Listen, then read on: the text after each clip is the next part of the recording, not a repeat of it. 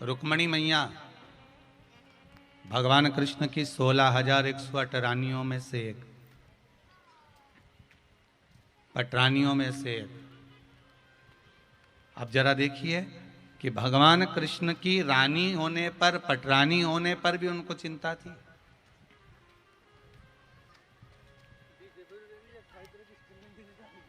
घर में बेटे का जन्म हुआ, रुक्मणी मैया के गर्भ से भगवान प्रद्युम्न का जन्म हुआ। श्रीमद् भागवत कथा कहती है घर में बेटे का जन्म हुआ और बेटे का जन्म होने के बाद 10वें दिन ही बेटे का हरण हो गया। सुनिए कि नहीं सुनी भागवत जी में? सुना है ना कि बेटे का जन्म हुआ, प्रद्युम्न का जन्म हुआ और प्रद्युम्न का जन्म होने पर 10वें दिन तो बेटे का अपहरण हो गया।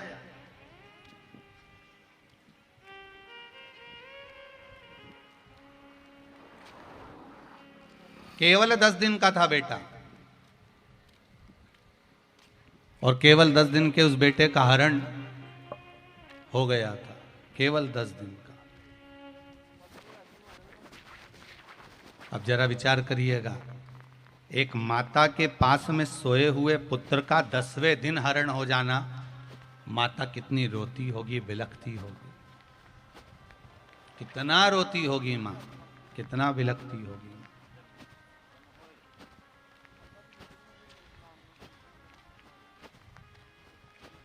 और केवल ज्यादा बड़ा भी नहीं था, केवल 10 दिन का, कितना बिलखना होता। महाराज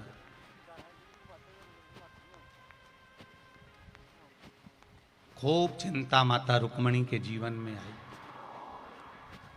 आपको लगता है कि केवल टेंशन में आप रहते हो, आपको लगता है कि चिंता में आप रहते हो। शिव महापुराण की कथा कहती है मानव का शरीर मिला है, चिंता हर एक मानव के जीवन में रहेगी, टेंशन हर एक मनुष्य के जीवन में रहेगा। पर शिव महापुराण की कथा कहती है कि जैसे भगवान कृष्ण रुक्मणी को बार बार समझाते थे, उसी तरह अगर जीवन में कोई टेंशन आए, समस्या आए, तो शिव महापुराण की कथा भी बार बार समझाने का काम करती है कि ये जीवन में आएगा जरूर, पर निकल जाए। दुख आएगा, जीवन में समस्या आएगी, ऐसा नहीं कि समस्या नहीं आएगी, आएगी। मानव का शरीर है तो समस्या तो रहना है।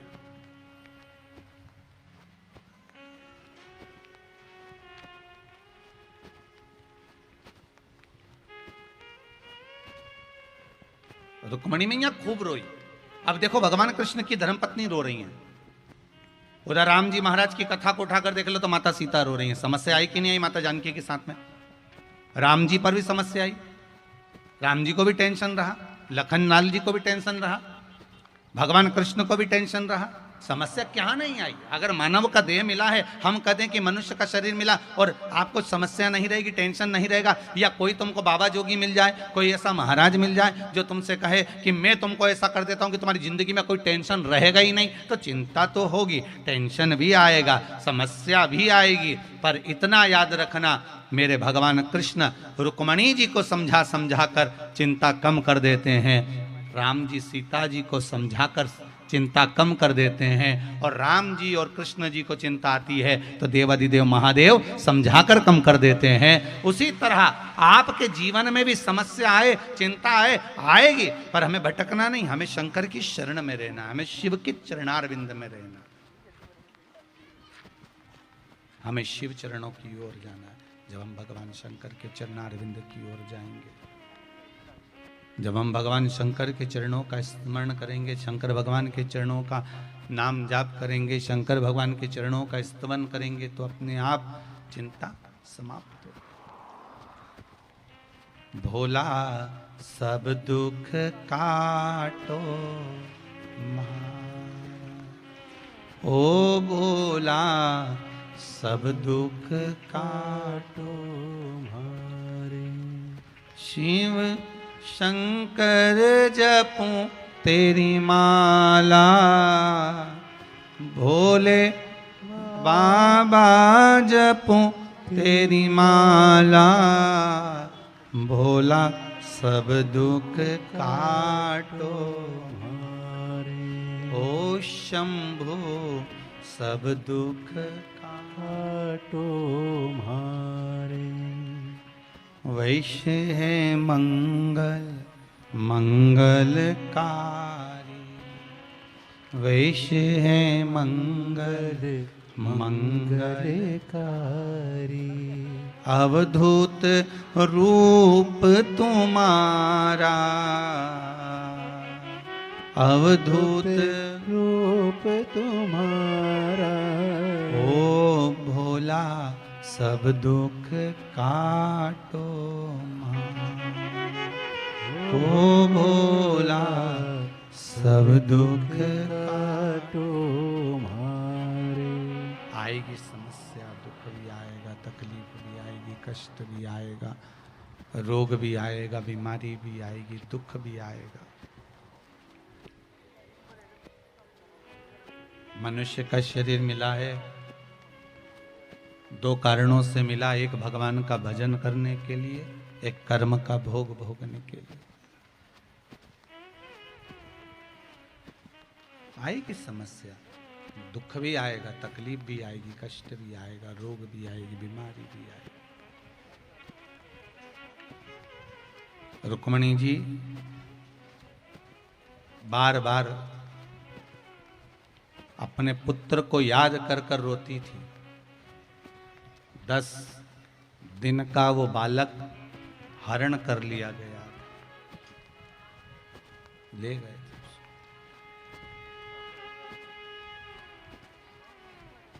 चले गया,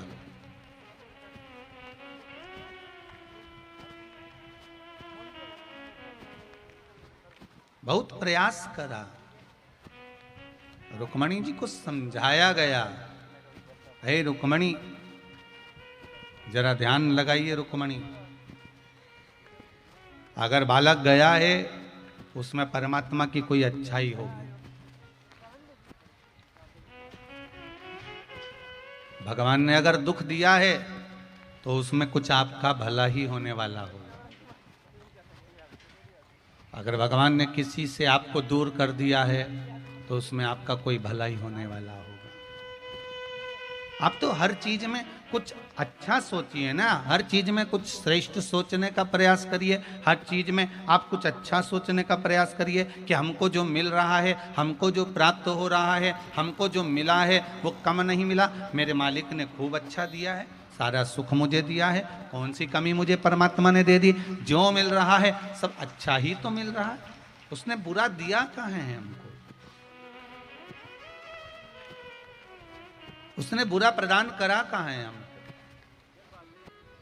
एक विश्वास की दृढ़ता परमात्मा की शरणागति की ओर जाती। भगवान कृष्ण कहते हैं रुक्मणी तुम रोती क्यों, मेरा बेटा चले गया 10 दिन का, 10 दिन का बेटा गया गया गया, भगवान समझाते रहे, रुक्मणी जी को चिंता व्याप्ति रही, रुक्मणी जी को चिंता व्याप्ति गई, चिंता लगी रही, टेंशन बना रहा, बना बना मेरे भगवान हमेशा कहते थे तू चिंता मत कर, अगर भगवान ने सुख दिया है तो दुख भी देगा और दुख दिया है तो सुख भी देगा, तू क्यों चिंता करती है रुक्मणी, तू चिंता मत कर। और रुक्मणी जी को समझाते समझाते समझाते समझाते समझाते समझाते 18 साल निकल गए थे, तब जाकर प्रद्युम्न 18 साल के बाद वापिस लौट कर आया था। कितने साल के बाद आया, 18 वर्ष के बाद, जो 10 दिन का गया था वो 18 वर्ष के बाद आया, और 18 वर्ष के बाद आया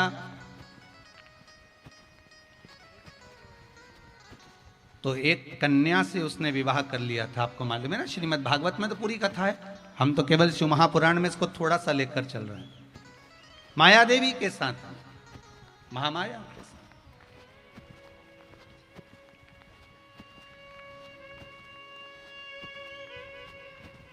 जो शमरासुर के यहाँ भोजन बनाने का काम करती थी उसके साथ में विवाह कर लिया।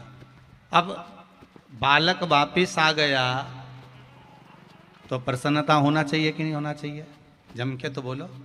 18 साल के बाद आया, प्रसन्नता होना चाहिए, पर थोड़ी सी प्रसन्नता थी। और जैसे रुक्मणी जी ने देखा कि ये विवाह कर कर आया है और जिससे विवाह कर कर आया है ये तो इस प्रद्युम्न से 20 साल बड़ी है,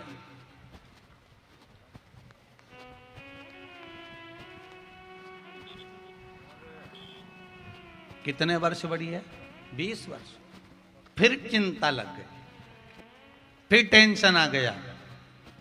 भगवान बोले, कृष्ण भगवान का हमेशा रुक्मणी को समझाते थे, क्यों चिंता करती है, जो हो रहा है सब अच्छा हो रहा है, जो होगा वो भी अच्छा होगा। भगवान ने गीता केवल अर्जुन को नहीं सुनाई, भगवान ने गीता रुक्मणी जी को बार बार सुनाई।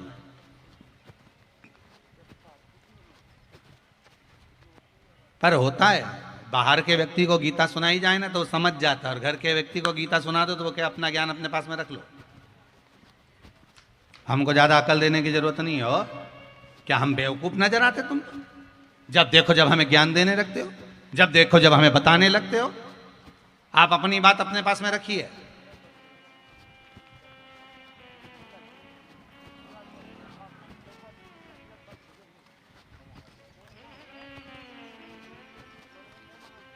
एक बाहर का व्यक्ति को अगर आपने ज्ञान दिया होता है, एक बेचारा, एक पंडित जी, एक ब्राह्मण देवता, एक कथाकार एक गांव में गए। गांव में जाकर उन्होंने कहा, भैया हमको यहाँ कथा करना है, महाराज हमें यहाँ कथा करना है, यहाँ पर कथा करवाओ हमारी। तो इतने में गांव के लोग बोले, हमारे यहाँ कोई कथा मथा कोई सुनता नहीं महाराज जी, आप तो रहने दो। इतने में पंडित जी ने तो कह दिया, जजमान कथा तो करवाना पड़ेगी, तुम हमारे यजमान हो, तुम्हें कथा करवाना पड़ेगी। क्या करना पड़ेगा? तुम तक दरी बिछा दो, और दरी बिछा के एक चौकी रख दो, पाटा, हम इस पे चौरंग पर हम पोथी रख के बाज देंगे, तुम पूरे गांव में खबर करवा दो कि कथा हो रही है। कितने दिन की करोगे? हम तो एक ही दिन की कर देंगे, तुम तो बस खबर करवाओ। सारे गांव में खबर कर दी। हम बेचारे जजमान देखने गया तो अंदर दरी नहीं मिली। अब दरी नहीं मिली तो उसने क्या करा, अपनी धोती नीचे बिछा दी, इस पे बैठ जाओ, पट्टा रख दिया, कथा चालू हो गई। बेचारा जिसने अपनी धोती बिछाई थी वो बेचारा एक साइड बैठ गया। अब क्या करे, धोती एक ही थी, उसने बिछा दी। अब सब आए, बैठ गए, कथा चालू हुई। अब कथा चालू हुई तो किसी का मन लगा नहीं लगा। कथा में से धीरे धीरे धीरे धीरे उठ कर चले गए। कोई नहीं बचा, केवल एक ही बैठा था, जजमान। इतने में महाराज जी ने जब कथा पूरी करी, पूरी करते से ही महाराज जी बोले, भैया सब चले गए, तुम नहीं गए? उसने कहा, महाराज जाने को तुम्हें कब का चले जाता, पर मेरी धोती पे तो तुम बैठे हो। अब जब तक धोती तुम छोड़ो नहीं तब तक मैं उठूं। बाहर के व्यक्ति को गीता का ज्ञान दिया जाए वो ले सकता है, बाहर के व्यक्ति को समझाया जाए वो प्राप्त कर सकता है, बाहर के व्यक्ति को कुछ कहा जाए वो ग्रहण कर सकता है। पर अपने ही व्यक्ति को, अपने ही करीबी को, अपने ही परिवार वालों को, अपनी ही पत्नी को, अपने ही बच्चों को, एक विद्वान से विद्वान भी अगर ज्ञान देता है तो उसको लगता है कि ये सब व्यर्थ की बात है, ये तो बड़बड़ाते रहते हैं। इनका तो काम ही केवल यही है कि बड़बड़ करना, बोलना, वायलिन की आवाज कम करो, बोलना, बड़बड़ाना, इनका तो काम ही केवल यही है।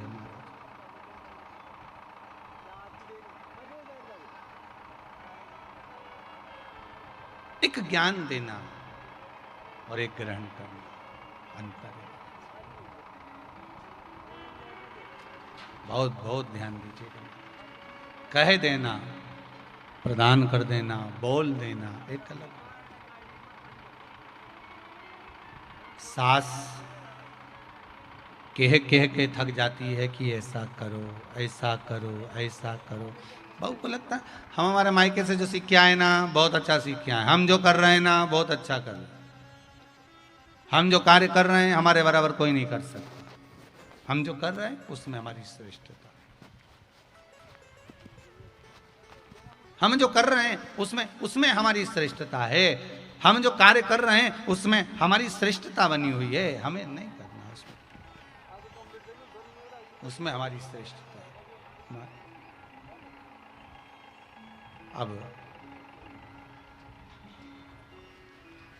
शिव महापुराण की कथा कहती है 20 वर्ष बड़ी कन्या से प्रद्युम्न ने विवाह कर लिया, फिर चिंता व्याप गई, फिर टेंशन हो गया। भगवान समझाते रहे, समझाते रहे, समझाते रहे।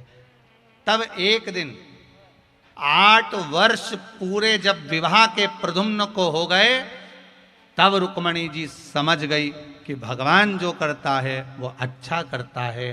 कब? जब एक बार प्रद्युम्न कहीं मार्ग से जा रहे थे और साथ में वही महामाया साथ में थी और प्रद्युम्न के प्राणों को बचा कर लेकर आ गई। तब समझ में आया कि भगवान जो करता है वो अच्छा करता है, कभी बुरा नहीं कर सकता। भगवान कभी बुरा नहीं कर सकता। वो जो करता है वो श्रेष्ठ करता है, वो जो करता है वो अच्छा ही करता है। आप अगर एक आस और विश्वास लेकर कि मेरा परमात्मा जो दे रहा है अच्छा दे रहा है, मेरा परमात्मा जो मुझे प्रदान कर रहा है अच्छा ही कर रहा है, मेरे धर्म के अनुसार मुझे जो मिल रहा है वो श्रेष्ठ मिल रहा है। बेटी को जीवन में आकांक्षा ने लिखा है, बेटी ने, कि बार बार हो सकता था रिजेक्ट हो गए हों पर हिम्मत नहीं आ रही है।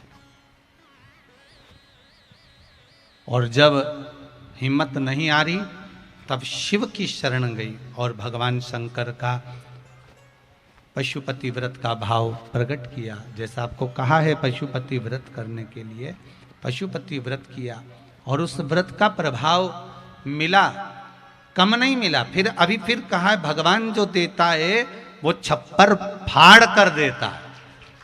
भगवान देने में कमी नहीं रखता और भगवान जब लेता है तो तन का कपड़ा भी फाड़ लेता है। देता भी खूब जम से है और लेता भी खूब दम से है। वो दिया, साथ में यहां तक दिया बेटी को कि जो पढ़ाई करेगी तो उसका खर्चा भी कंपनी उठाएगी। इससे बढ़कर और क्या चाहिए? जहां जॉब लगा वही कंपनी। तो ये शिव कृपा बिना नहीं हो सकता। आपका विश्वास प्रबल होना चाहिए, आपका भरोसा दृढ़ता प्रबल होना चाहिए। जब विश्वास और दृढ़ता प्रबल हो जाए तो जीवन का क्यों ना सुख मिले। आप उस भक्ति की ओर बढ़ो तो आप शंकर भगवान की भक्ति करना रहे, मिलेंगे अपने आसपास वाले, पड़ोस वाले, परिवार वाले, कुटुंब वाले सब मिलेंगे। कोई कहेगा कि कहाँ भजन में डूबे हुए, कोई कहेगा कहाँ शंकर जी के मंदिर जा रहे हो, तुम तो इतने पढ़े लिखे होकर कहाँ ढोंग प्रपंच में फंसे हुए हो। पर दुनिया के लोग आपको भरमाएंगे, दुनिया के लोग आपको भटकाएंगे, दुनिया के लोग आपसे कहेंगे कहाँ शंकर जी के भजन में, कहाँ लोटा भर के पानी चढ़ाना, कहाँ शिव जी का स्मरण करना, भटकाएंगे। पर यदि दृढ़ भक्ति है, विश्वास अगर प्रबल है, भक्ति अगर प्रबल है, तो आपको दृढ़ी बनकर शंकर को पकड़ कर रखना है तो शंकर भी आपको छोड़ेगा नहीं। फिर शिव नहीं छोड़ेगा।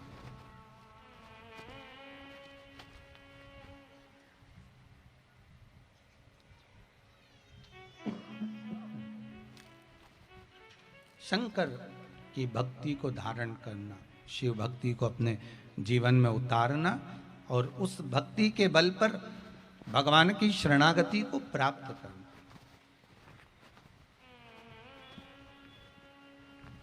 खूब समझाया रुक्मणी जी को। रुक्मणी जी फिर भी 8 वर्ष के बाद माता रुक्मणी को समझ में आया कि भगवान जो करता है सब अच्छा करता है। अगर दुख दिया है तो कुछ देखने के लिए दिया है, सुख दिया है तो कुछ देखने के लिए दिया है। दोनों मिले हमें देखने के लिए।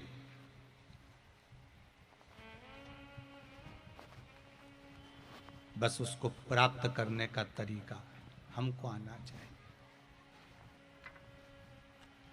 हम अच्छा देखें ना,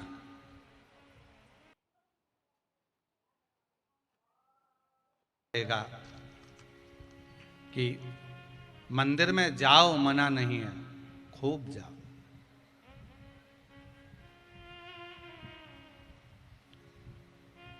और जो पुराने मंदिर हैं उन मंदिरों की देखरेख, उन मंदिरों का प्रभाव जो प्रबल है वो बना रहे।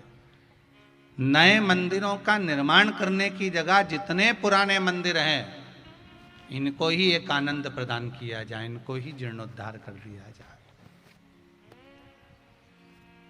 नए मंदिर बनाने की अपेक्षा हम हमारे बच्चों को, हम हमारे बेटे और बेटियों को इतना संस्कार दें, इतना संस्कार दें कि मंदिर में हमारे बेटे बेटियां भी जाना प्रारंभ कर दें। मंदिर ज्यादा हो जाएंगे, भगत नहीं जाएंगे तो मंदिर का करोगे क्या? अगर वही मंदिरों में भक्त बढ़ जाएंगे तो मंदिर का तो आनंद वैसे ही बढ़ जाएगा। जो ब्राह्मण देवता वहाँ पूजन कर रहे होंगे, जो पुजारी जी सेवा में लगे होंगे, जब उनको मंदिर में आप जाएंगे, आएंगे, पहुँचेंगे तो उनको भी अच्छा लगेगा, वो भी एक आनंद पाएंगे। तो शिव महापुराण की कथा कह रही है महाराज, भगवान कृष्ण ने रुक्मणी जी को भी खूब समझाया।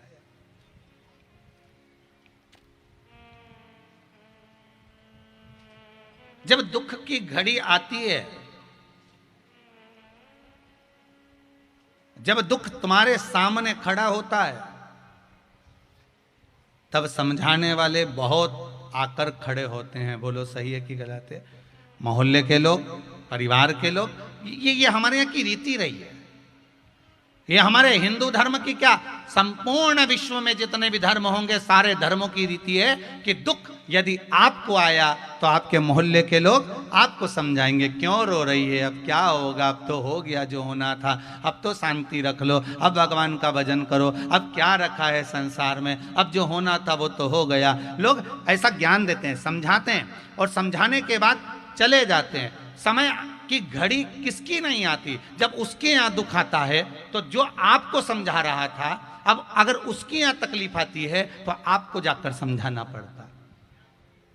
पर आपके समझाने से व्यक्ति समझ जाता है क्या? आपके समझाने से व्यक्ति समझ जाएगा क्या? दुख की घड़ी में किसी के समझाने से कोई नहीं समझता। दुख की घड़ी में केवल एक समझाने वाला होता है, वो मेरा देवाधिदेव महादेव होता है, जो सामने खड़े होकर समझा देता है। अगर वो देवाधिदेव महादेव नहीं होता, अगर मेरा शंभू, मेरा शंकर इस दुख की घड़ी में समझाने वाला नहीं होता, तो शायद दुनिया के लोग जिनको खो देते हैं उनको भूल नहीं पाते। अगर समझाने वाला शिव ना होता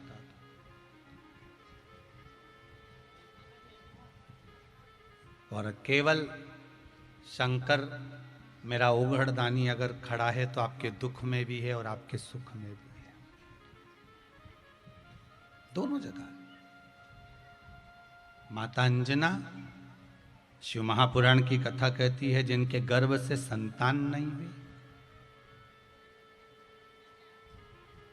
माता अंजना के गर्भ से संतान नहीं हो रही है, औलाद नहीं है, संतान नहीं है। आज माता अंजना अपने मायके को गई और मायके को जाने के बाद गौतम बाबा से कहा, पिताजी मेरे घर में संतान नहीं, औलाद नहीं, मैं क्या करूं? शिव महापुराण की कथा कहती है, सारे संसार में जाकर सबके आगे हाथ जोड़ लो, प्रणाम कर लो, नमन कर लो, वो अपनी बात है। पर जब संपूर्ण जगत में जाकर आपने कह दिया, निवेदन कर दिया, विनती कर दी और जा जाकर कह दिया, और उसके बाद भी अगर तुम्हारा कोई कार्य नहीं हो रहा तो फिर अब किसी के पास जाकर मत कहना। अब तुम्हारे हृदय में जो शंकर बैठा हुआ है उस शिव को प्रकट करना, अपने हृदय से बाहर निकालना शंकर को, और उससे अपने दिल की बात कहना।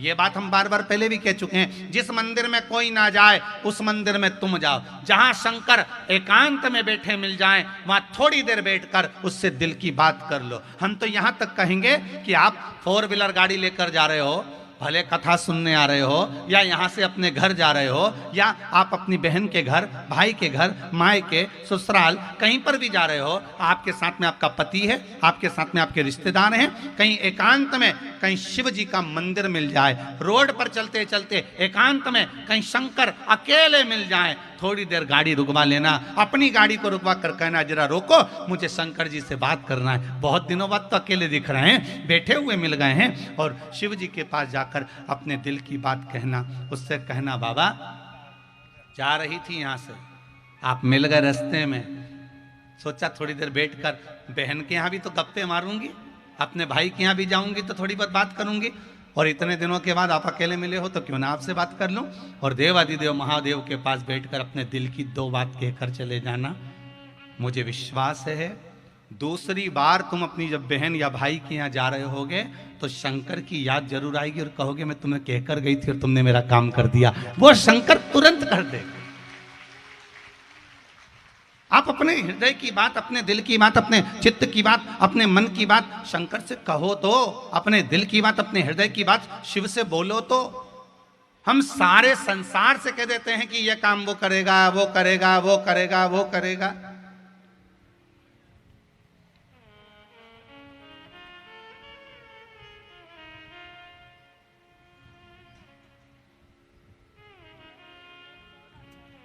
सबके हाथ जोड़े हमने, भैया हमारा ये काम कर देना, भैया हमारा वो काम कर देना। हम कब से फोन लगा रहे थे आपको, आप हमारा ये काम कर देना। सबको बोलो, बोलकर देख लो एक बार दुख की घड़ी में कि हमारा ये दुख है आप मिटा दोगे क्या, हमको ये तकलीफ है आप मिटा दोगे क्या। जब कोई ना मिटाए तब शिव की शरण जरूर जाए, तब वो घरदानी के पास जरूर जाए।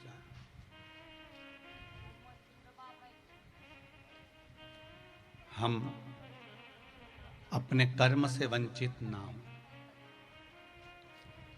एक बेटा बेटी माँ बाप की नहीं सुनते तो माँ बाप का मन दुखता है कि नहीं दुखता? अरे बोलो, जम के बोलो जरा, दुखे कि नहीं दुखे?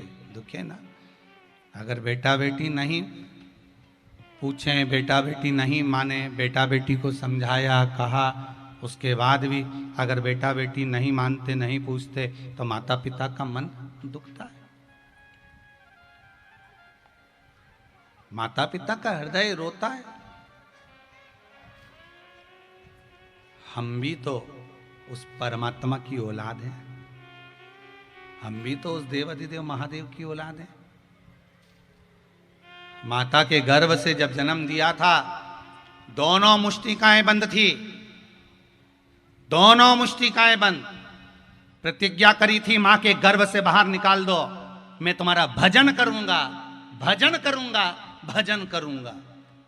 और माता के गर्भ से जब बाहर निकले मैं तो भोजन करूंगा, भोजन करूंगा, भोजन करूंगा। भजन तो गायब हो गया, भोजन में लग गए। भगवान को भी कितना दुख होता होगा कि प्रतिज्ञा कर कर गया था, मैंने सोचा था क्या करेगा, जाकर मेरा नाम लेगा, भजन करेगा, कीर्तन करेगा, स्मरण करेगा, संकीर्तन करेगा, नाम जाप करेगा। पर भगवान को क्या मालूम था कि मृत्युलोक में जाकर भटक जाएगा, मार्ग से विचित हो जाएगा। कहीं कहा था भजन करना, लग गया भोजन में। कहा था सत्संग में चले जाना, लग गया फिल्म में। भगवान भी तो सोचेंगे। एक बेटा माता पिता के कहने पर नहीं चलता तो बेटा, जब माता पिता के कहने पर नहीं चलता तो माता पिता का मन दुखता है। और भक्त एक सांसारिक मनुष्य जब मेरे देव अधिदेव महादेव के कहने पर नहीं चलता तो महादेव का भी मन दुखता है कि मैं बैठा हूं तो क्यों चिंता करे तू। जब मैं बैठा हूं तो चिंता करने की क्या जरूरत है? जब मैं बैठा हूं तो चिंता किस बात की? अब सौंप दिया इस जीवन का सब भार तुम्हारे हाथों में। भगवान शिव की कथा कहती है भाव विश्वास प्रबल रखिएगा तो परमात्मा को पाने में देरी नहीं होगी महाराज। भगवान मिल जाए, उसको पाना बहुत सरल है, सहज है। केवल आपका विश्वास, आपकी दृढ़ता, आपका भरोसा पक्का होना चाहिए। शिव कथा कह रही है मां अंजना पहुंच गई, अपने पिताजी के पास जाकर निवेदन कर रही हैं पिताजी से, पिताजी मेरे गर्भ से कोई संतान नहीं, मेरे गर्भ से कोई औलाद नहीं। यदि आप कृपा करेंगे, आप करुणा करेंगे तो हो सकता है कोई ऐसा उपाय मेरे जीवन में मिल जाए जिससे मुझे संतान की प्राप्ति हो जाए। देखिए, गौतम बाबा पुत्री अंजना को कह रहे हैं कि तुम शंकर भगवान की आराधना करो।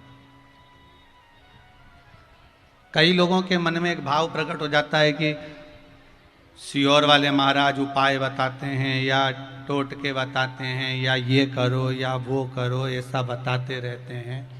तो केवल सियोर वाला महाराज अकेला नहीं बता रहा। यहाँ शिव महापुराण में लिखा है कि अंजना माता के गर्भ से जब संतान नहीं हुई तब गौतम ऋषि के पास जाकर पूछा कि गौतम बाबा बताओ संतान कैसे होगी। जब दशरथ बाबा के घर में संतान नहीं हुई, दशरथ जी की यहाँ 3 धर्म पत्नियां, कौशल्या, कैकेयी, सुमित्रा, 3 देवियां हैं, और तीनों देवी से जब औलाद नहीं हुई तब दशरथ जी ने जाकर अपने गुरु जी से पूछा आप बताओ कि संतान कैसे होगी। केवल सियोर वाला महाराज उपाय नहीं बताता। कई लोगों के मन में आता है कि सियोर वाले गुरु जी तो उपाय बताते रहते हैं, कुछ ना कुछ टोटके बता। ये टोटके नहीं, ये शिव महापुराण की छुपी हुई वो चीजें हैं जो आज तक लोगों तक पहुंच ही नहीं पाई। शिव महापुराण के वो प्रयोग हैं, वो उपाय हैं जो जनमानस तक नहीं पहुंचे। और सबसे ज्यादा प्रसन्नता की तो बात है कि पहले तो उपाय निकाले बताए, अब तो भगवान की ऐसी कृपा है कि जितने भी कथाकार हैं वो भी अपनी अपनी कथाओं में अब धीरे धीरे शिव महापुराण के 1-1, 2-2 उपाय बताना चालू कर दिए। अब वो भी अपनी कथाओं में बता रहे, भले भागवत जी में बताए चाहे रामायण जी में बताए, पर बताएंगे जरूर पक्का। उनको भी शंकर जी की कथा का रस चढ़ गया। अच्छे से अच्छे विद्वान से विद्वान कथाकार भी अब अपनी कथाओं में थोड़ा थोड़ा उपाय। तो केवल सियोर वाला महाराज उपाय नहीं बता रहा, सियोर वाला महाराज कोई उपाय या टोटका नहीं, टोटका तो शब्द ही नहीं है। सियोर वाला महाराज कोई उपाय नहीं बता रहा, उपाय तो हमारे यहाँ पहले से चले आ रहे हैं। जब दशरथ बाबा के यहाँ संतान नहीं हुई तब गुरु बाबा से जाकर पूछा कि संतान कैसे होगी। गुरु बाबा ने कहा पुत्र कामेष्ठी यज्ञ करवाओ तब तुम्हारे यहाँ संतान होगी। अग्नि देवता खीर का कटोरा लाएंगे, वो खीर पिला देना, संतान हो जाएगी। बस अंजना माता ने भी गौतम ऋषि से पूछा कि मेरे यहाँ संतान कैसे होगी। अब इसको लोग कहते हैं कि गौतम बाबा ने बताया कि शंकर जी के शिवलिंग की पूजन करना, ऐसा करना वैसा करना, शिव पूजन को ऐसे धारण करना, शंकर भगवान का ऐसे पूजन करना, उस पूजन के करने से तेरे यहाँ संतान होगी। अब दुनिया के लोग इसको भी टोटका कह दे तो बात दूसरी है।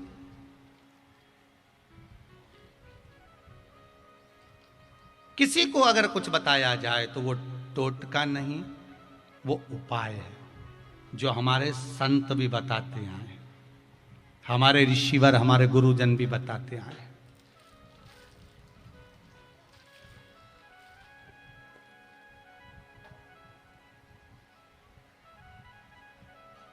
हमारे ऋषिवर भी बताते हैं कि आप ये कर लीजिए।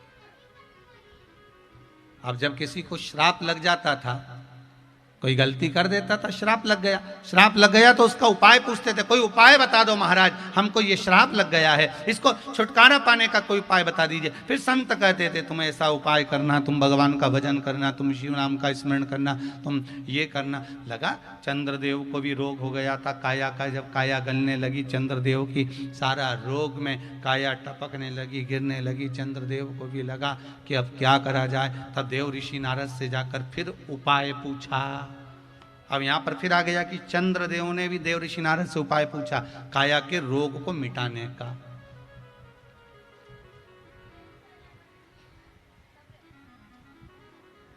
पूछा गया जीवन में अगर दुख आता है, जीवन में अगर कष्ट आता है, फिर निवेदन है दशरथ जी के जीवन में कष्ट आया था तो गुरु जी की शरणागति में गए थे, गुरु जी के पास गए थे। अंजना माता के जीवन में कष्ट आया तो गुरु के शरण में, गौतम बाबा की चरणारविंद में गए थे। आए जीवन में दुख तकलीफ कष्ट तो किसी सतगुरु की शरण में जाकर बैठ जाओ।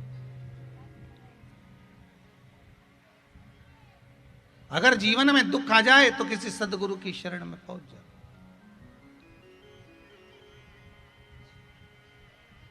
उनके चरणों में जाकर शंभु शरणे पड़ी, मांगू घड़ी रे घड़ी दुख काटो, दया करी न दर्शन आपो। हे बाबा, बहुत समय हो गया आपके चरणों का स्मरण कर रही हूं। बड़ा दुख है जीवन, बड़ा कष्ट है जीवन। ये दुख, ये कष्ट, ये बीमारी, ये रोग आप नहीं मिटा सकते। एक माता ने बड़ा सुंदर भाव कहा है महाराज। गुरुजी,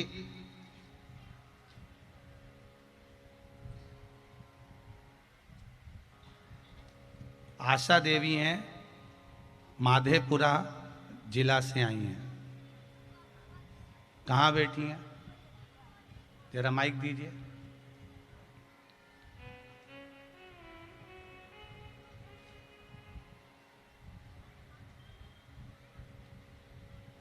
आपने लिखा है, गुरुदेव मैं माधेपुरा जिला से आई हूँ और मेरे 2 नाती का जीवन बिल्कुल आखिरी में था, पर बाबा देवाधिदेव महादेव ने, श्री शिवाय नमस्तुभ्यम ने मेरे दोनों नातियों को जीवन प्रदान कर दिया। श्री शिवाय नमस्तुभ्यम। मेरे दोनों नाती का जीवन दान दे दिए महादेव, इससे बढ़कर हम क्या करें बाबा, कृपा। जब करा था आपने श्री शिवाय नमस्तुभ्यम?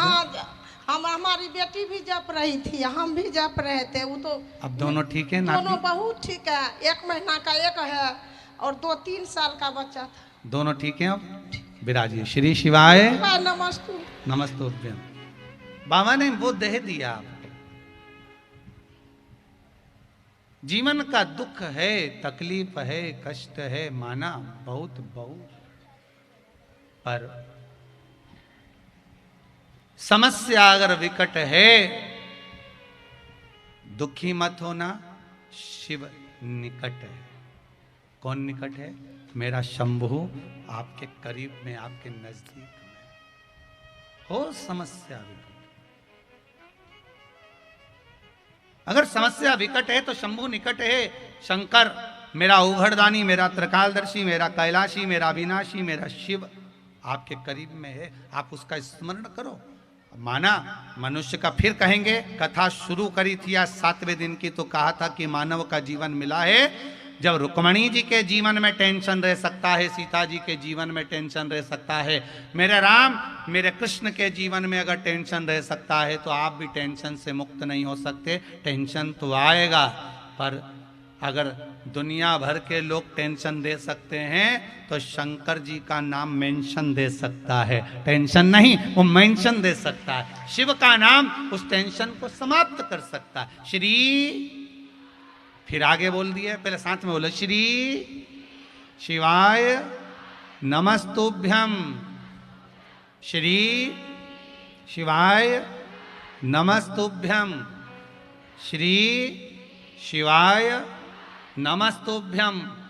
50 घात तुम्हारे सामने खड़ी हो, 50 दुख तुम्हारे सामने खड़ा हो, कैसी भी बीमारी सामने आकर खड़ी हो, चाहे एग्जाम दे रहे हो, चाहे कंपटीशन में बैठ रहे हो, मंत्र मत भूलना, घट की जिभ्या से जपते रहना, श्री शिवाय नमस्तुभ्यम।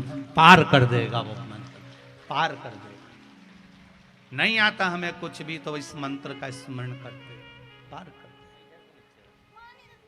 सुबह उठो तो जप लो, सो तो जप लो, खाओ तो जप लो, पड़ोसन से झगड़ो तो जप लो, पर जपो श्री शिवाय नमस्तुभ्यम। जपना, छूटना नहीं चाहिए। भगवान का नाम क्यों छूटे?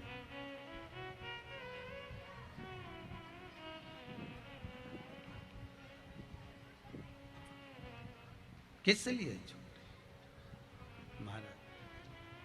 और आएगा वो हमारे दुखों को हरने के लिए। अंत समय प्रभु आना पड़ेगा, वचन दिया तो निभाना पड़ेगा। आता है आप सब लोगों को? पहले सुना है तो जरा साथ में एक लाइन सब लोग गाइए। अंत समय प्रभु पड़ेगा, वचन दिया तो निभाना पड़ेगा। हम तो सोचे थे शेर घाटी वालों को आता ही नहीं बोलना, और आज मालूम पड़ा 7वें दिन की तुम लोग बोलते भी हो। है? हमको तो लग रहा था कि हम ही बोलते हैं, तुम सुनते हो। कोई बात नहीं, अगली बार जब कथा करने शेर घाटी आए तो तुम सब यहाँ, हम वहाँ पर हो। आनंद तो तभी आए ना, थोड़ा थोड़ा होना चाहिए, चेंज होता रहना चाहिए, है थोड़ा थोड़ा। अंत समय प्रभु आना पड़ेगा, वचन दिया तो आना पड़ेगा। पर शेर घाटी में जो कुछ दर्शन हुआ बहुत अच्छा हुआ, पर सबसे ज्यादा आनंद तो प्रसाद में आया। क्या जोरदार आनंद आया, और सबसे ज्यादा आनंद आया उस दिन जिस दिन खीर बटी। क्या बटी थी? वो दूध चावल की खीर बटी थी ना, उस दिन देखा हमने एक माता जी प्रसाद ले देना है। तो अब इसको लगा कोई पैठा मेठा हो तो झोली में भी डाल ले, पर इसने लिया देना। जब गाड़ी से चले तब समझ में आया कि दूध तो नीचे रह गया, चावल ऊपर रह गया। तब समझ में आया कि प्रसाद जोरदार बटा। कुछ भी हो, प्रसाद जोरदार मिला है। हर हर महादेव।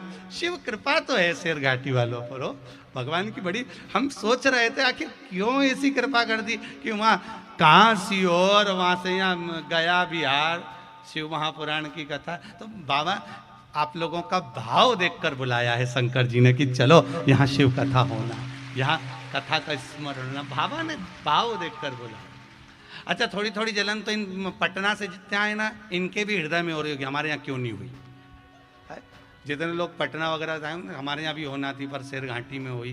पर कोई बात नहीं, आप आकर अर्जी लगाए हैं बाबा को, तो बाबा वहाँ पर भी पहुँचेगा जरूर, ये भी पक्का है, बाबा बुलाएगा, वहाँ भी होगा। शिव कथा का स्मरण। अंत समय प्रभु आना पड़ेगा, वचन दिया तो आए ना आए प्रभु कुटुंब हमारा, आए ना आए प्रभु कुटुंब हमारा। अंत समय भोले आना पड़ेगा, अंत समय भोले आना पड़ेगा। बस यही अंदाजा आपके जीवन में रखना। श्रीमद् भागवत कथा में श्री वेद व्यास जी वर्णन करते हैं, सुखदेव जी महाराज राजा परीक्षित से कहते हैं, परीक्षित रुक्मणी मैया से भगवान कृष्ण ने कहा, रुक्मणी जी से स्वयं मेरे ठाकुर कहते हैं कि कह दो रुक्मणी जी से कि तू श्रृंगार करके जगदम्बा के मंदिर पहुंच जा, मैं तुझे लेने के लिए वहां पहुंच जाऊंगा। कहा था भगवान ने, भागवत जी में है, रुक्मणी जी जगदम्बा के मंदिर पहुंची, माता के मंदिर पहुंची, और भगवान कृष्ण उन्हें लेने के लिए पहुंच गए। शिव महापुराण की कथा कहती है जैसे रुक्मणी जी से कहा था कि तू जगदम्बा के मंदिर पहुंच, मैं तुझे लेने के लिए पहुंच जाऊंगा। भगवान ने ये नहीं कहा रुक्मणी को कि तू श्रृंगार करके घर के बाहर खड़ी हो जाना, मैं तुझे लेने आ जाऊंगा। नहीं नहीं, जगदम्बा के मंदिर पहुंच, मैं तुझे लेने आऊंगा। उसी तरह शिव महापुराण की कथा में भगवान कहते हैं कि जो एक बार शिव महापुराण की कथा के पंडाल के अंदर पहुंच जाता है, मेरा देव अधिदेव महादेव उसके दरवाजे पर पहुंच जाता है, उसके चौखट पर पहुंच जाता है। क्या है ये यहाँ से पर्दा लगा, वहाँ से पर्दा लगा, यहाँ से पर्दा, वहाँ से पर्दा, ऊपर से पर्दा, यहाँ से लेकर वहाँ तक पर्दा, सब दूर से बंद, और तुम उसके अंदर समझ जाओ ये फ्रीज है। क्या है ये? फ्रीज। फ्रीज में दूध रख दो, बेकार होता है? सब्जी, भाजी, फल, जो फ्रीज के बाहर रह गया वो सड़ गया, जो फ्रिज के अंदर रखा वो नहीं सड़ता। तो तुम सब जिंदगी में कभी सड़ने वाले नहीं हो, पक्का। अब जो फ्रिज के बाहर रह गए, तुम्हारी बात चल रही है, इधर दिखाना भैया जरा खिड़की में, वो सामने इन्हीं की चल रही है, फ्रिज के बाहर वालों की हो, तुम्हारी ही चल रही है। जो फ्रिज के बाहर रह गए, दिक्कत इन्हीं की है। अब ये सोच में पड़े कि अपना क्या होगा कालिया, दिक्कत वहां लगे हुए है। जो भीतर है, और आज तुमसे कोई पूछे ना, तुम घर जाओ और जब कोई तुमसे पूछे कहां गई थी, तो कहना फ्रिज में बैठी थी, परंतु उसको बता देना कौन सा फ्रिज था, नहीं तो वो भी जाली निकाल के अंदर बैठ जाए और मालूम पड़े आफत मोल ले ले, ऊपर निपटी निपटू जाए, अपना नाम आ जाए, दादा इनका क्या। तो इसलिए उसको बोल देना कहां बैठी थी, कह देना शिव महापुराण के उस पंडाल में बैठी थी जिसमें मैं जिंदगी में कभी सड़ नहीं सकती, मेरी आत्मा की शुद्धि वहां हो गई, या आत्मा का कल्याण हो गया, मुझे शंकर मिल गया, ओघड़ दानी प्राप्त हो गया। ये वो स्थान है जहां शंकर मिल जाता है। अंत समय प्रभु न पड़ेगा, और वचन दिया तो निभाना पड़ेगा। बस आप उसके दरवाजे तक पहुंच गए, मेरा शंकर आपके दरवाजे तक पहुंच गया। चिंता, दुख, तकलीफ, अंजना माता स्वयं गौतम बाबा से जाकर कहती है, पिताजी मेरे हृदय को दुख है, मेरे यहाँ संतान नहीं है। आपने डॉक्टर से जाकर कहा कि मेरे घर में संतान नहीं है, आपने अपने रिश्तेदारों से कहा मेरे घर में संतान नहीं है। कभी आपने किसी एकांत में जो शंकर बैठे हों देवालय में, शिव जी के पास जाकर कहना, भोलेनाथ 10 साल मेरी शादी को हो गए, 12 साल हो गए, 15 साल हो गए, 20 साल हो गए, बाबा से भी तो विनती करो एक बार जाकर कि मेरे यहाँ संतान नहीं है, मेरे घर औलाद नहीं।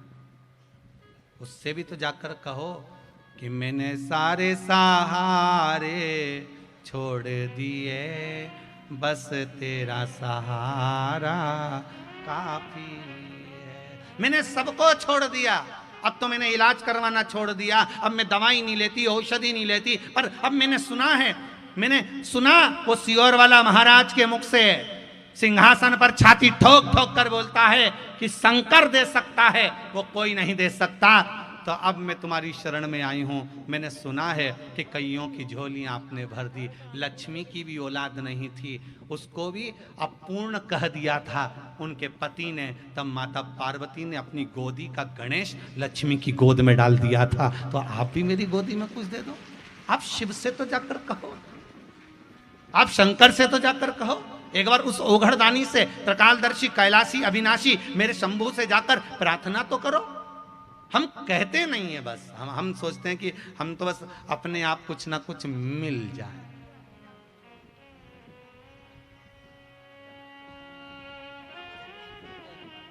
कई लोगों को तो मांगना भी नहीं आता, भगवान के मंदिर में जाकर कहे भगवान बस ऐसा दे दो कि लोग मुझे दे ही दें, लोग मुझे दे ही दें और मैं किसी को नहीं दूं। तो भगवान ने भी कह दिया ठीक है, अगली बार तेरे को भिखारी बना दूंगा, लोग तुझे देंगे ही देंगे, कोई 1 रुपया, कोई 2 रुपया, कोई टन, तू किसी को मत देना।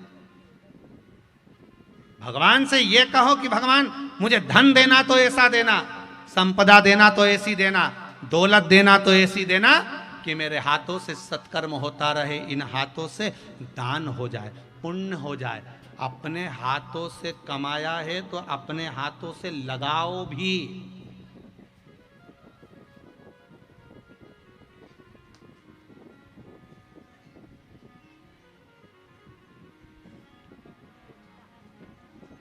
अपने हाथों से अगर कमाया है तो अपने हाथों से लगाओ, सत्कर्म करो, दान करो, पुण्य करो।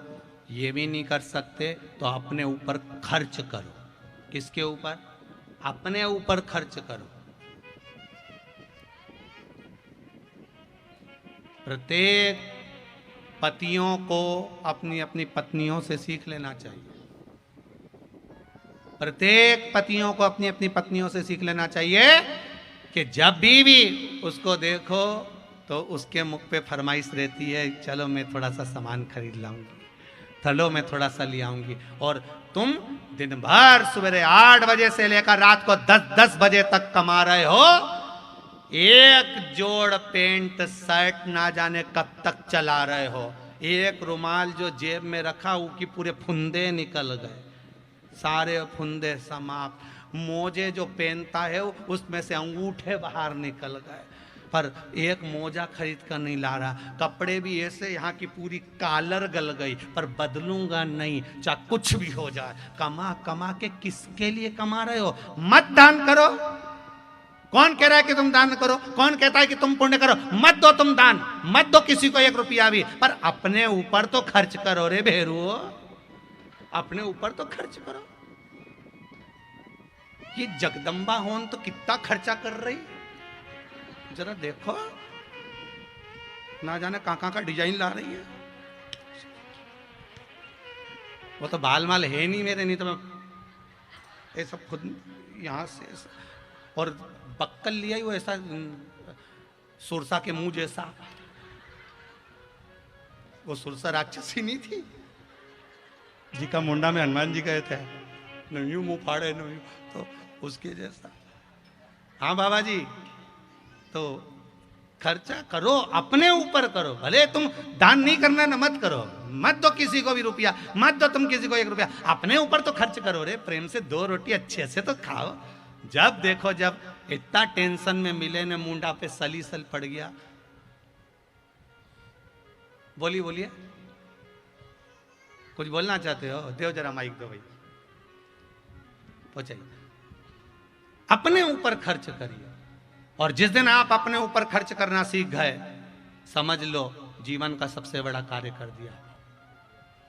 अपने ऊपर खर्च करिए, और ध्यान दीजिएगा अपने जीवन में जितना आप कमा रहे हो, अपने पत्नी को, अपने बच्चों को और आप सबसे कहकर रखो कि इसका एक अंश थोड़ा सा दान धर्म पुण्य संकीर्तन सत्संग स्मरण में लगाते रहो, लगाते रहो, सत्संग स्मरण में लगाते रहो। श्री शिवाय नमस्तुभ्यम। श्री शिवाय नमस्तुभ्यम बाबा। बाबा श्री शिवाय नमस्तुभ्यम। कहाँ से आए जी? बाबा मेरे बगले में घर है सर, अफजलपुर। जी जी जी, नमः शिवाय आपको। बाबा जब से आपका आस्था चैनल पर हम देख रहे हैं बाबा जी, बिना देखे भोजन नहीं खिलाता है। अरे वाह वाह, बहुत बढ़िया, जोरदार। और बाबा आपने बीच में सीहोर से 2 दिन रात में टाइम दिए थे। जी जी, रात में वो पूर्णिमा शिव महापुराण। जी जी जी तो उसी बीच में बाबा हमको बनारस जाना था।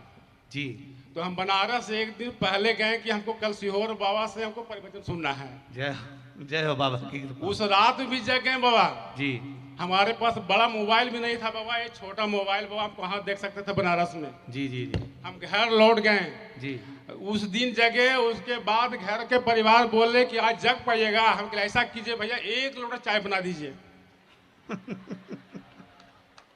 और बाबा जब जब पल झपता था तो 1 गिलास चाय पीते थे और जगे रह गए। और जगह कर कथा सुनिए। जी, और जग के कथा सुने, दूसरे दिन भी सुने, और लास्ट में चाय बचा तो 1 पैकेट बिस्कुट खोल के खाए और दम पर सो गए। इसके बाद बाबा जब आपका आज समझ में आया कि बिहारियों में कथा करने आए, पक्का है जी, जोरदार।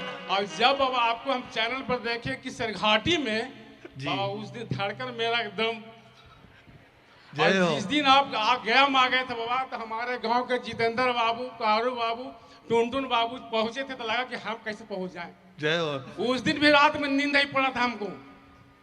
पहुंच गए हैं पंडाल में बाबा, और रात भी हमको नींद नहीं पड़ा कि आज विराम हो रहा है बाबा। जी जी जी, हर हर महादेव। महादेव। बहुत बहुत साधुवाद, आपने अपने शिवाय दिल की बात करी, नमस्तुभ्यम। उसके लिए श्री शिवाय, श्री शिवाय नमस्तुभ्यम। बहुत बहुत साधुवाद।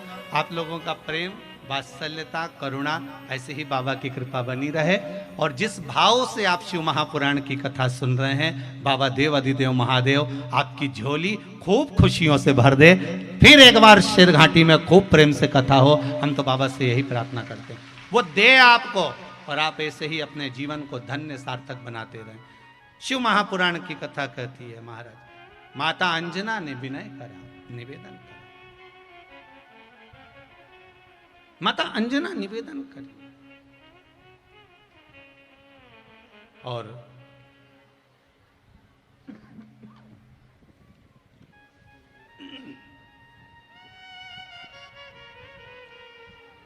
थोड़ा सा कार्यकर्ताओं से निवेदन करूंगा कि जगह नहीं हो तो पीछे जो जगह है गली पीछे वाली जहाँ से लोग बाहर निकलते हैं वहाँ पर भी लोगों को बिठा दो, माताएं खड़ी ना रहें, बैठते जाओ। पीछे जहाँ गली है ना जहाँ से बाहर निकलते हैं उस गली में भी लोगों को बिठा दीजिए। श्री शिवाय नमस्तुभ्यम। भगवान देव अधिदेव महादेव ओघड़दानी त्रिकालदर्शी कैलाशी अविनाशी माता अंजना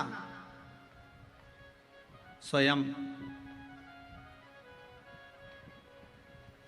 गौतम बाबा से निवेदन करती हैं, पिताजी संतान नहीं है मेरे, आप कृपा करिए। और ऐसी करुणा गौतम बाबा ने करी। गौतम बाबा ने जो बताया अंजना माता को कि शंकर का पार्थिव शिवलिंग का निर्माण करो, उस पार्थिव शिवलिंग का निर्माण कर कर शिव की आराधना करो और भगवान शिव से निवेदन करो। पार्थिव शिवलिंग का निर्माण।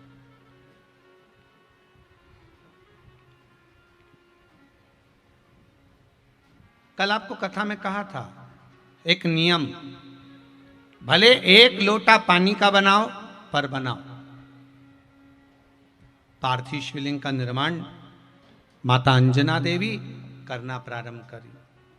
शिवलिंग का निर्माण करती हैं, पूजन करती हैं, विसर्जन करती हैं।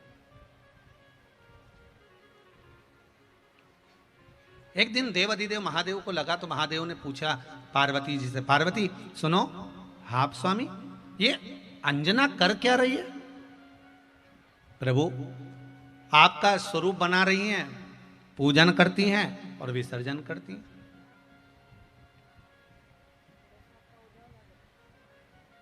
आपके स्वरूप का पूजन कर रही हैं, विसर्जन कर रही हैं।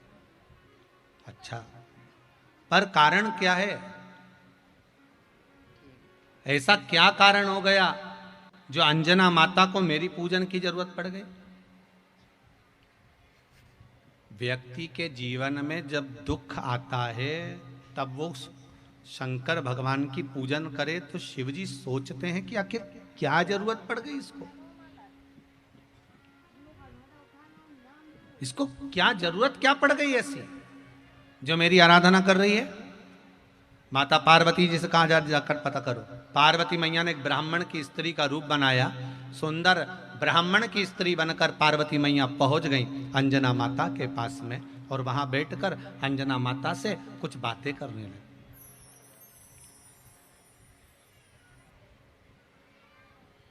वहां बैठकर बात करने लगी और पूछा क्या बात है अंजना, तुम रोज शिवलिंग का निर्माण करती हो, रोज शंकर भगवान का शिवलिंग का निर्माण कर रही हो और रोज शिवलिंग का निर्माण कर कर पूजन कर कर उसका विसर्जन कर रही हो, आखिर बात क्या है?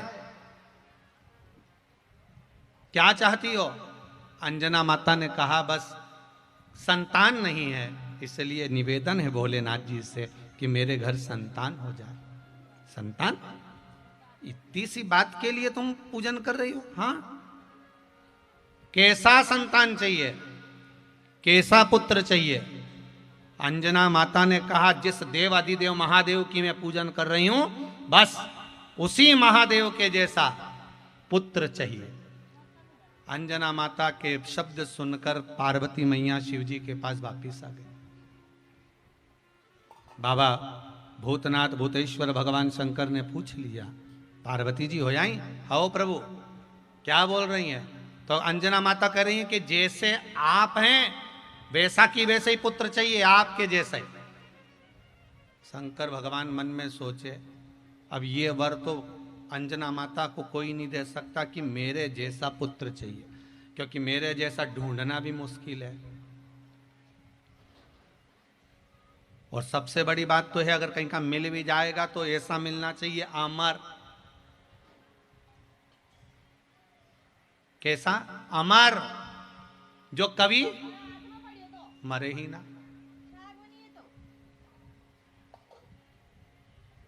किसी के प्राणी ना छूटे, ऐसा पुत्र भी तो ढूंढो जिसके प्राण ना छूटे। अब पार्वती मैया ने कहा भोलेनाथ जी अभी आपकी लीला तो आप ही जानो, आप जानो कि आपको क्या देना। और महाराज अंजना माता ने हाथ जोड़े शिवजी से विनय करी, पार्वती मैया ने प्रार्थना करी। पार्वती मैया शिवजी से बोली अगर आपकी आराधना कोई करता है तो उसकी झोली कभी खाली नहीं रहना चाहिए। वो आपकी आराधना कर रहे हैं और आप झोली खाली रखें, ये कहां तक है?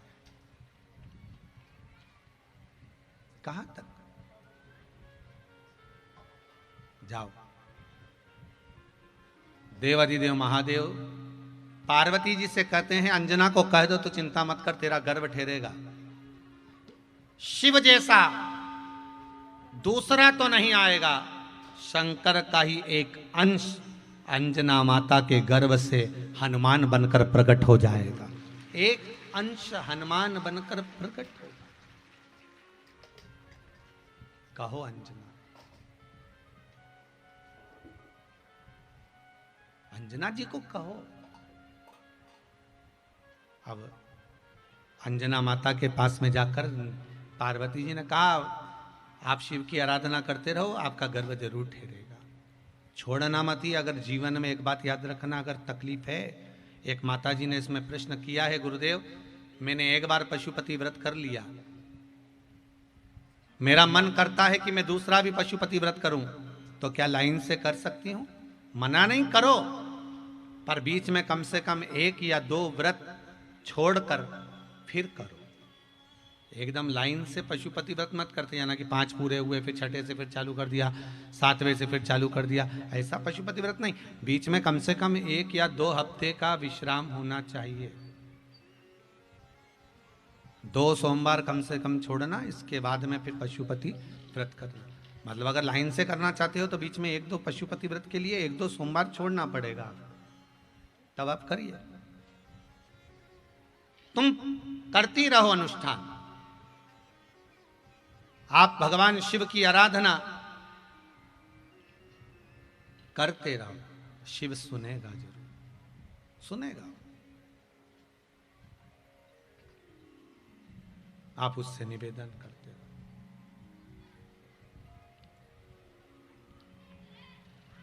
मिलेगा शंकर।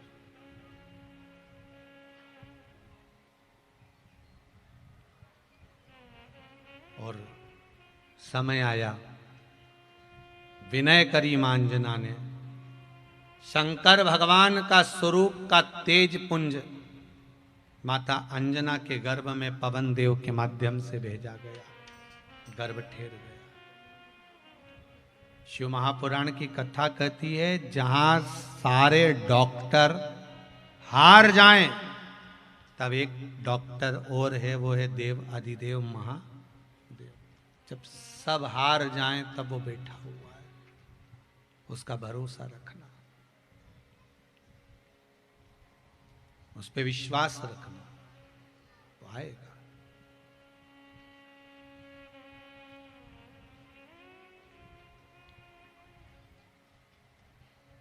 उसका स्मरण करते रहो और हृदय से उसको याद करते रहो।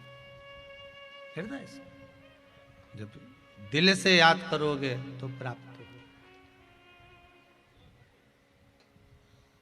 ओ काशी के भोलेनाथ मने थारी याद सतावे, हिच क्या ना रोके भोलेनाथ, हिच क्या ना रोके भोलेनाथ, मने थारी याद सतावे रे। हो काशी के भोलेनाथ मने थारी याद सतावे रे।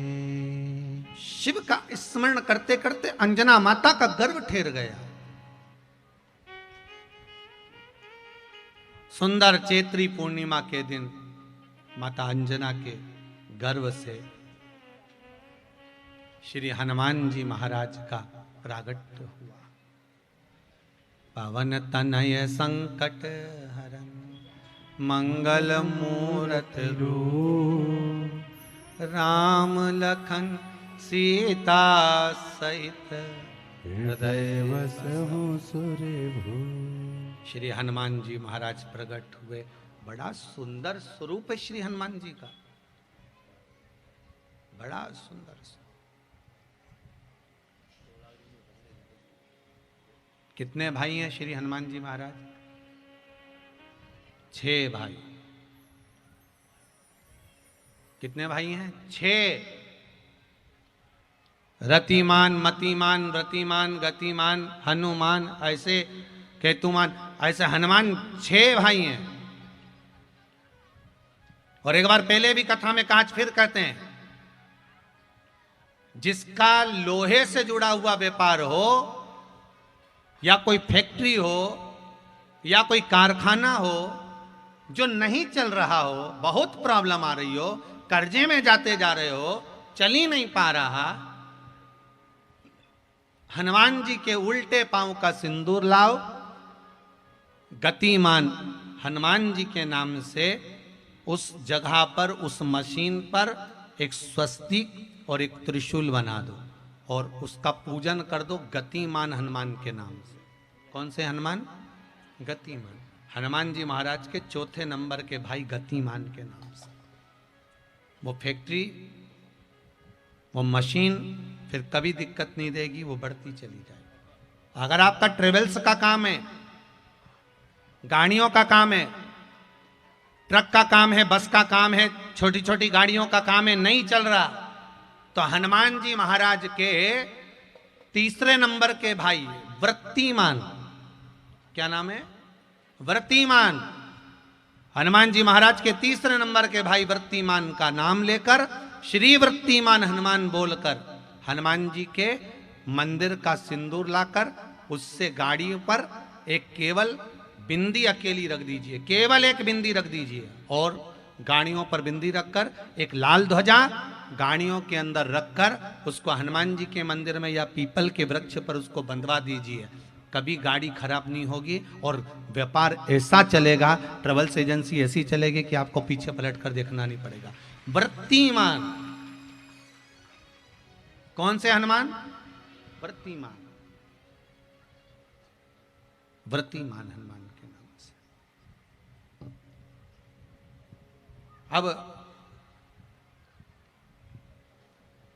श्री हनुमान जी महाराज का प्रागट्य हुआ। पवन तनय संकट हरन मंगलम मूर्ति रूप राम लखन सीता सहित हृदय बसौ सुरभु। श्री हनुमान जी महाराज प्रगटे। श्री हनुमान जी महाराज का प्रागट्य हुआ।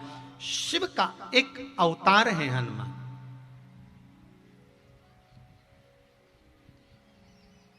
क्यों हुआ हनुमान जी का प्रागट्य? हनुमान जी के जन्म होने का कारण क्या है? हनुमान जी के प्रकट होने का कारण क्या है? हनुमान केवल राम जी की सेवा करने के लिए नहीं प्रकटे। हनुमान कई देवताओं का अहंकार तोड़ने के लिए भी प्रकटे। कई देवताओं का अहंकार तोड़ने के लिए। केवल हनुमान जी महाराज राम सेवा के लिए नहीं, हनुमान जी कईयों का अहंकार तोड़ने के लिए प्रकटे। एक बार भीम को अहंकार आ गया था, उसका विमान तोड़ दिया। एक बार अर्जुन को अहंकार आ गया था, अर्जुन का अहंकार तोड़ दिया। एक बार कुबेर को अहंकार आ गया था।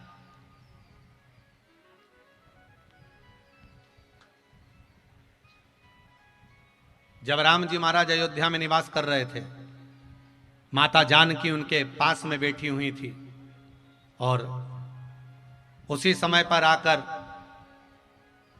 विभीषण ने आकर कह दिया था, महाराज कुबेर को अहंकार आ गया है। कुबेर को अहंकार? हाँ। किस बात का अहंकार आ गया? श्री राम जी महाराज ने विभीषण से पूछा, तुम लंका में निवास कर रहे हो तो आज तुम्हें यहां कैसे आना पड़ा? महाराज कुबेर को अहंकार आ गया कि उसके पास में इतनी दौलत, इतनी सत्ता, इतना वैभव, इतना धन है कि वो कुछ भी कर सकता है। कुबेर को अहंकार? हाँ, तो भगवान राम को लगा कि सीता जी तो मेरे पास में है, सीता मतलब लक्ष्मी, जब लक्ष्मी मेरे पास में है तो कुबेर को तो अहंकार आना ही नहीं चाहिए। पर राम जी के मस्तक पर सल देखा, चिंता की एक रखील देखी, तो माता सीता जान गई कि इस कुबेर का अहंकार तो मैं तोड़ दूंगी। आधे से ज्यादा घर का काम तो माताएं चुटकी में निपटा देती, चुटकी में। वो तो पति हो न अपना टेंशन माताओं को बताए तो सरी घर पे आके कि पत्नी से कहे कि ये कमला मुझे ये चिंता, तो बोल तो सरी, अपनी पत्नी को थोड़ा सा तो बताओ कि मुझे ये टेंशन है, मुझे ये चिंता है। आधे से ज्यादा चिंता समाप्त कर दे पत्नी। सीता जी ने केवल सुना था और उसी समय पर सोच लिया इस कुबेर का अहंकार तोड़कर मानूंगी। और जानकी मैया ने उसी समय पर तुलसी के क्यारे के पास जाकर खड़ी हो गई अयोध्या के, और तुलसी के क्यारे के पास जाकर खड़ी होकर माता सीता ने आवाहन करा, कुबेर आओ सामने। और कुबेर जी दौड़ कर आए। बोलिए जानकी मैया क्या बात है। सीता जी ने कहा, कुबेर मेरे हनुमान सुबह से शाम तक भगवान का भजन करते हैं। कुबेर जी ने कहा, ये तो सबको मालूम है कि हनुमान जी भजन करते हैं, मेरा एक काम कर दोगे कुबेर? कुबेर बोले, बोलो क्या काम है? हनुमान जी जब भजन करते हैं ना तो उनके दोनों हाथों में करताल रहती है बजाने की। अच्छा। पांव में उनके घुंघरू बंधे होते हैं। अच्छा। और वो मुख से क्या गाते हैं?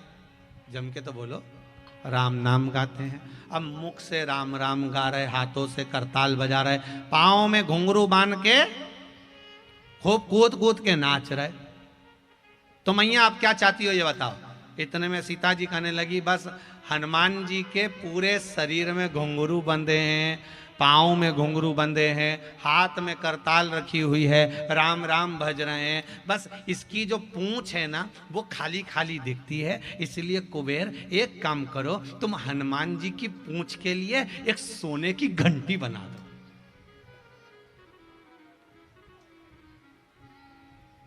क्या बनाना है? सोने की एक घंटी। हनुमान जी की पूंछ के लिए एक सोने की घंटी बनाओ। अरे कुबेर जी बोले, मैया आप भी मेरे को बुलाई, तब तो अयोध्या में सोना पड़ा है, सोने की कमी है क्या अयोध्या में? अयोध्या में बनवा लेती घंटी। नहीं नहीं नहीं नहीं कुबेर, घंटी तो तुम्हें बनाना है, हनुमान जी की पूंछ की हो। और सुनो, घंटी भी ऐसी बनना चाहिए जब हनुमान नाचे, करताल बजाकर राम राम गाए, तो घंटी की आवाज अलग से आए।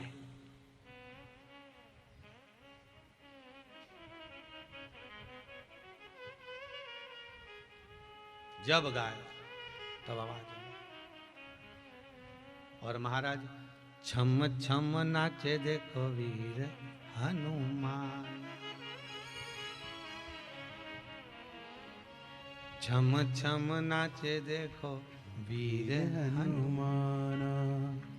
कहते हैं लोग इसे राम का दीवाना, छम छम नाचे देखो वीर हनुमान।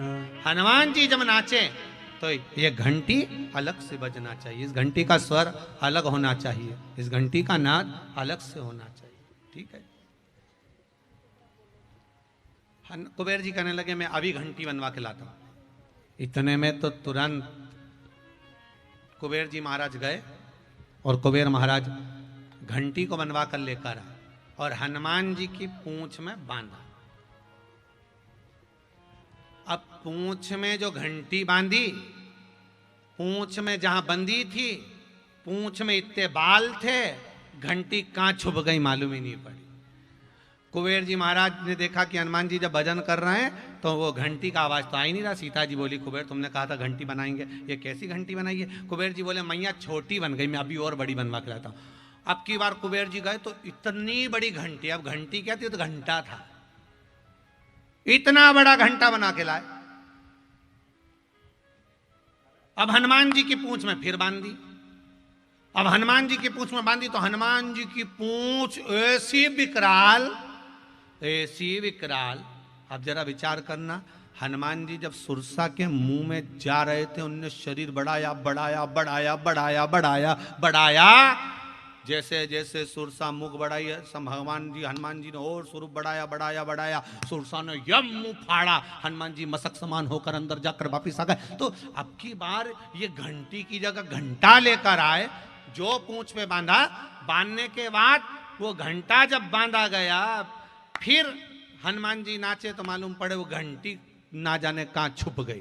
तो कहते हैं 1000 सैनिक कुबेर ने वो घंटे को हनुमान जी की पूंछ के बाल में ढूंढने के लिए लगाया कि घंटा गया कहां।